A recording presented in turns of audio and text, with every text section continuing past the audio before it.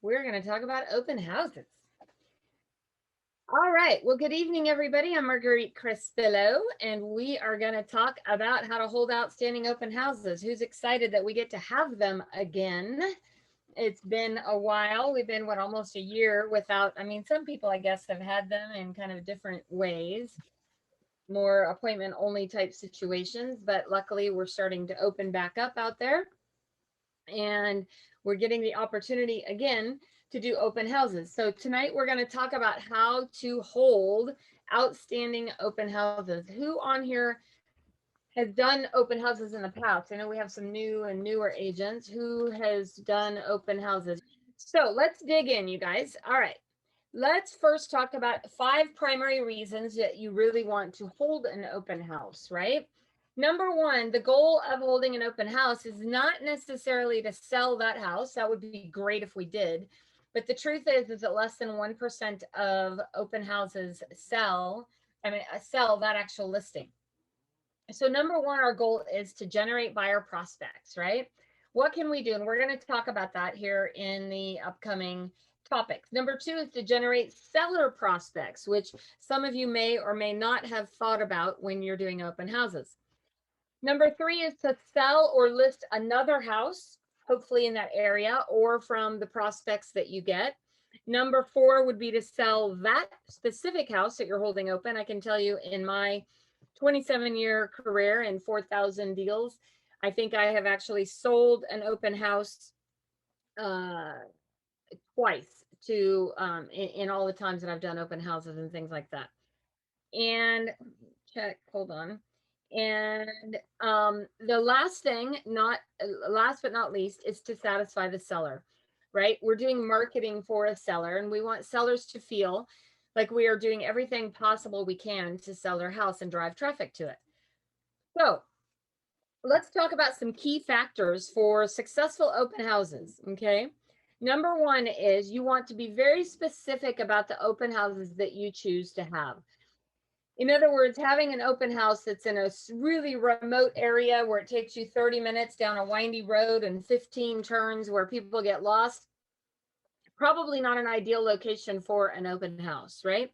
So choosing a good location so that you can satisfy all the things that we talked about in the first section. Choosing a price range that's in demand. I know we would all love to sell million dollar houses, multi-million dollar houses, which are great too. But how high of a demand are they? In other words, are you holding an open house just because it's been on the market 6 months, which I realize not in our current market, that's not as relative, but are you really choosing a house that's in a price range that is in demand? Okay. And that's a key component. Ideally, you want to choose houses that are brand new on the market. The newer they are on the market, the higher success rate you're going to have of generating leads and business from it, right? And ideally, we want a house that's in good condition. I've done open houses on fixers and homes that should be leveled, and they're not ideal, right? Now, with that said, I remember way back in the day, we held an open house that was a HUD home, which you're not supposed to do open houses on HUD homes anymore. And we did it on Hazel Avenue, and we literally had 100+ people come through that open house, got tons of leads, so it was worth it. Not always the case, right? Number 5, you want to choose a house that actually shows well. Ideally, something that's in good condition, preferably something that's been staged if it's vacant, something that's really going to show well. You want to choose a house that's going to show well and when you're doing an open house. So let's talk about the next step. Advance notice is key. Now, it's not automatically essential. I've done pop-up open houses. Again, if they're on a busy street, such as Hazel Avenue or Madison or whatever is local to your area, it can work. But ideally, advanced notice is key, meaning begin your promotions as early in the week as you possibly can, as early as Mondays and Tuesdays. Ideally, no later than Thursday, so that your open house is able to syndicate out to all of the major sites. So you really want to do as much advertising as you possibly can, right? Is the ideal situation. Okay, so what do most agents do? Well, the funny thing is what most agents do is they put a simple sign in the yard, one little sign in the yard, right? And oops, hold on, let me back up a little bit. They put a simple sign in the yard and then they run it inside. They don't have a bunch of signs out, the whole bit, right? And so they're not putting a lot of effort into it. And if you think about it this way too, what is an average work day for a regular job? It's typically 8-hour day, right? 8 to 5 or 9 to 5 with a lunch break and commute time, time to get there and time to leave. Well, the funny thing is what most agents do is they put one sign out in the yard. They do an open house from like 1 to 3. So they put in a whole 2.5 hours of time. And then they go home and say, oh, I'm exhausted and I didn't get any clients, right? What if you actually put in 6 to 8 hours on a listing and doing an open house? Imagine the kind of traffic that you might get there. I realize that you might be bored, maybe there's no traffic, but the truth is, what if you went there and just set up an office for the day? That's what we used to do all the time, right? Is we would set up an office. Now you guys can do that with a laptop and internet. Go set up your little table and chairs and set up an office. If you have no clients, guess what you could do? You could be calling other leads or doing marketing or cleaning up your database or creating flyers. There's lots of stuff you could be doing that you could be doing in an open house. Better off doing it there than sitting yourself in a little closet in your house doing nothing, right? And this gives you an opportunity for people to come through that you can talk to, that you can potentially help with their real estate needs. So let's talk a little bit about how to get the word out beforehand. Step 1, be sure to post it in the MLS. This sounds like, elementary stuff, but you'd be amazed at how many agents don't do that.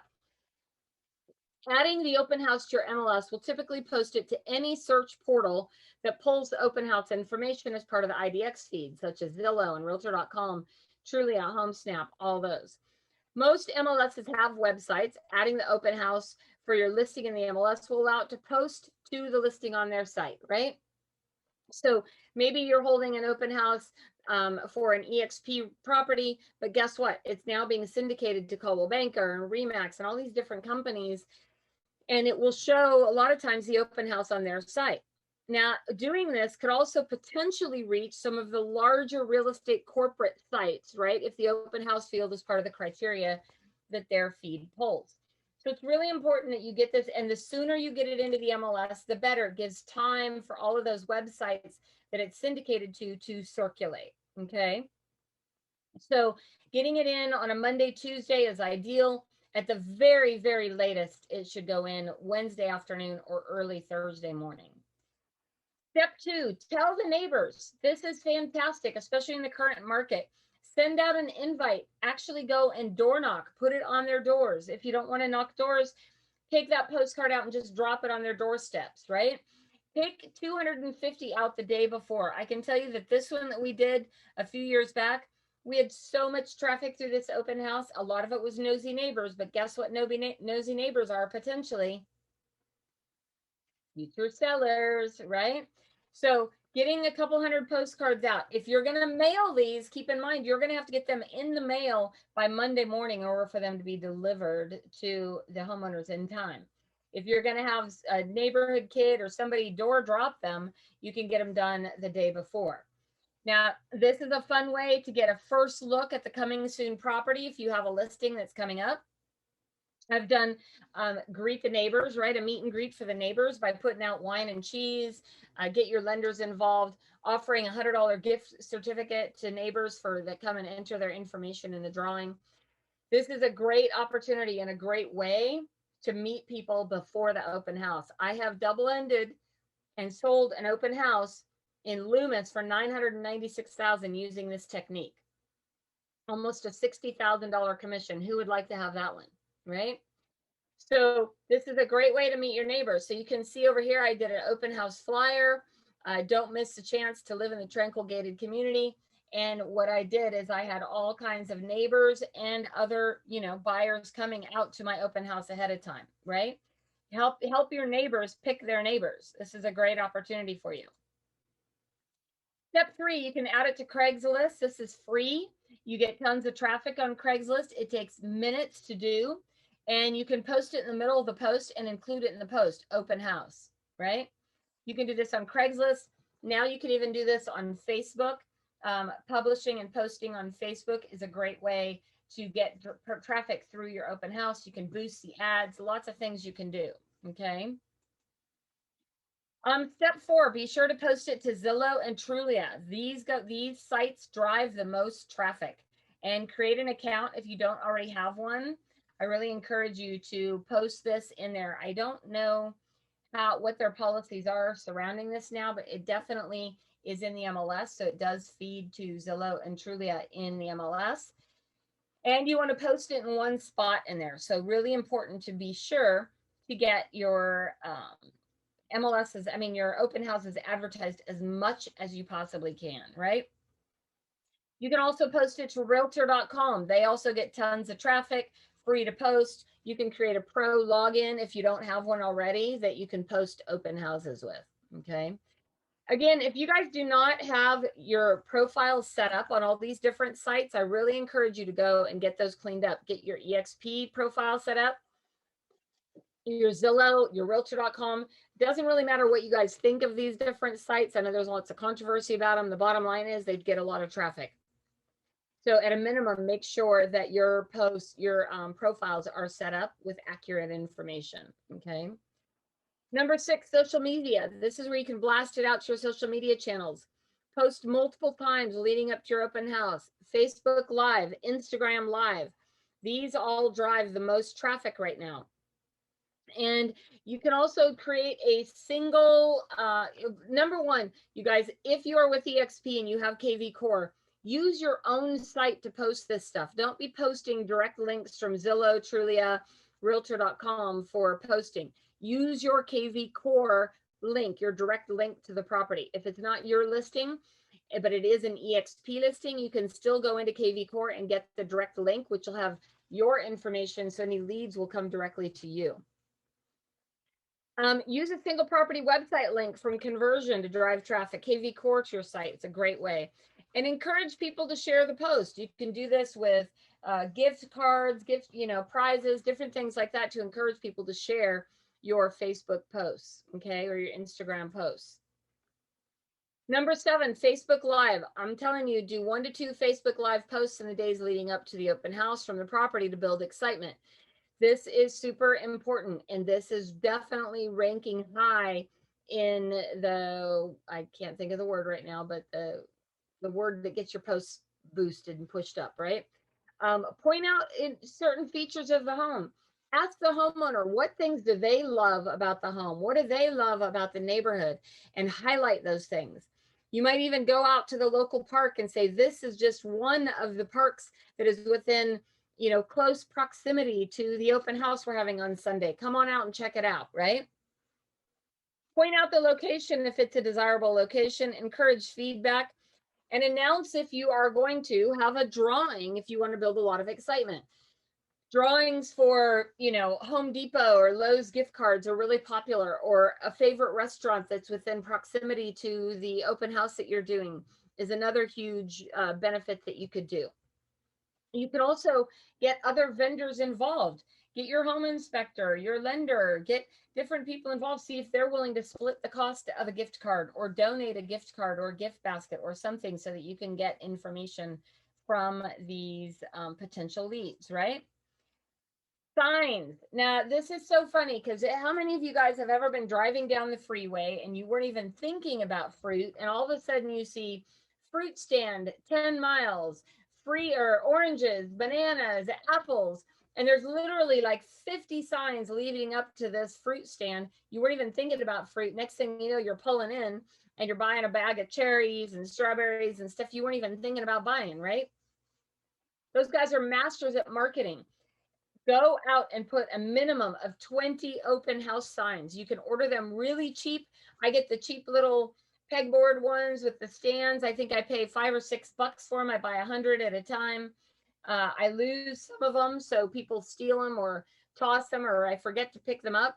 So I typically will buy anywhere from 50 to 100 at a time of them. And when we do an open house, we put out a minimum of at least 20 signs leading up to the open house. You're going to get way more traffic if you do that than if you just put one sign in the front yard, right? These are also awesome examples. We've created these big, flags you can get for, I don't know, 100 bucks or less. I think you can get them for 50 bucks with the pole. This is another great example. This guy did open house today only. He's got a 0 down loan program available.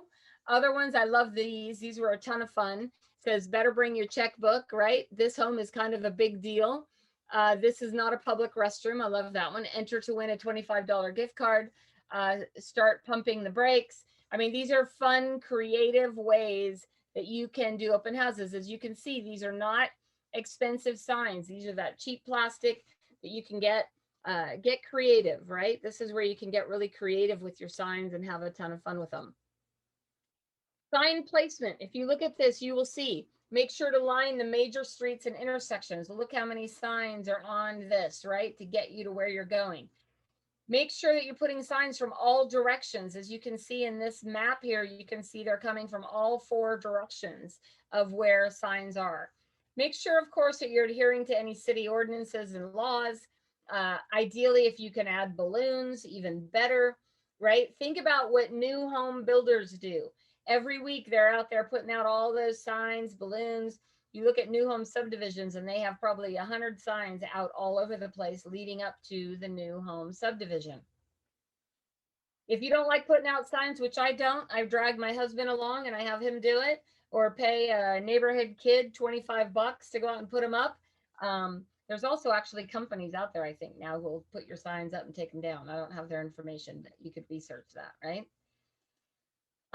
Make sure that if there are flyers in the flyer box that you remove them. Why is that? Because guess what people are going to do? They're going to drive by, grab a flyer, think the price isn't for them, and say, forget it, right? So make sure that all your flyers are removed from there, okay? All your hard work putting signs up may go to waste if you leave flyers in the box, right?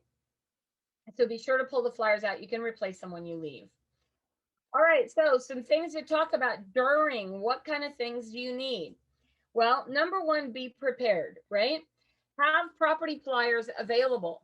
Have a list of properties available, which we're going to talk about. Be sure to take your business cards, you guys. Have some refreshments available, buyer seller presentations, and sign-in cards. Now with iPads and iPhones and all that, more and more people are doing this via sending a quick link. They'll say, hey, let me send you a flyer to your phone, and you can text it to their phone. And guess what you got now? Their phone number, right? Pretty tricky, but cool tricks that you can do along the ways. What kind of things can you put on the back of your flyers? This is a perfect example of stuff that I've put on the back of my listing flyers, right? Access all the homes for sale in the Placer County area. These must be sold. These are perfect examples, getting them to my website, drive traffic to my website, where they can then now go and research properties that are in the area. Utilize the back of your flyers. It's free real estate, so to speak, that you can use for marketing on your listings, right? But it can also be used for the buyer flyers that you're going to hand out at your open house. This is a perfect example of what I have done. I've literally taken all the active listings that happen to be within a 1 mile radius or more of this particular home, printed it on a flyer with my website information, my name and phone number, so that I can actually hand this out for a list of homes in the area to any buyers that come through, because maybe they don't want to buy that home, but guess what? Here's a bunch more. Ideally, pull up ones that are vacant. That way you can say, hey, go drive past this. This one happens to be vacant, right? And happens to be vacant. And so you can definitely get out there and make sure that you can take people to see these particular listings, right? So this is an option to help people see what's available out there and build your relationship with them. Require a sign-in if at all possible. Require your guests to sign in for your safety and post a sign at the front door. We would post this at the front door that says, hey, for your safety and the security of this home, you will be required to register as a visitor today, okay? Now, you could also have an app on your phone or on an iPad that allows people to do that as well, okay? Simple sign-in form, offer checkboxes for property searches. I'd like to be notified by email as new properties come to the market. or I'd like a free analysis of the value of my home, right? So give them some information to check into. All right, after the open house, now what do you do, right? Well, number one, follow up is the key. The fortune is in the follow up. So be sure to add all these names to your database, set them up on some sort of an email drip campaign, and create alerts for area alerts. These are all free things you can do inside your KV Core website, and we'll give you lots of resources to follow up with people. Following up is the key. This is where the true money is made, okay? So this is absolutely important and essential that you follow up with these people. Okay, well, that is quick and dirty information that can help you guys with open houses. What kind of questions and comments do you have? Any thoughts, questions, any ideas, or additional information? Let's add it to it for our next presentation and get out there and get some open houses done. All right, everybody, have a great night.